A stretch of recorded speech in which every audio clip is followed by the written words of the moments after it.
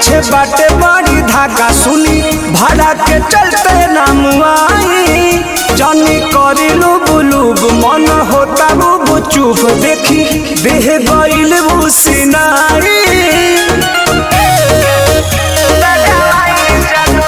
हमके जगह चाही फाका पीछे बाटे बड़ी धाका सुनी भाड़ा के चलते नाम आई जानी करी लुब लुब मन होता बुब चुप देखी देह गईल बुसिनाई हमरा कया बही बैठाई जातो जी हमरा कया बही बैठाई जातो जी गर्मी से लस लस भइल शरीरिया टेम्पू में पंखा लगावाई जातो जी गर्मी से लस लस भइल शरीरिया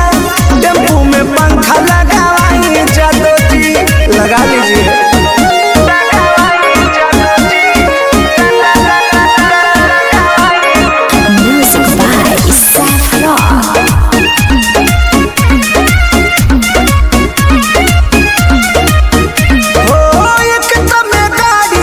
बाड़ी जी भूसल खटू से ना सवारी जी ऊपर नीचे तो सब झूलल बा राहुल पाछा के डाला खुलल बा दोसर गाड़ी लोन पे उठाई जादो जी दोसर गाड़ी लोन पे उठाई जादो जी गर्मी से लस लस भइल शरीरिया टेम्पू में पंखा लगावाई जादो जी गर्मी से लस लस भइल शरीरिया टेम्पू में पंखा लगावाई जादो जी। वाह जादो जी ये क्या है?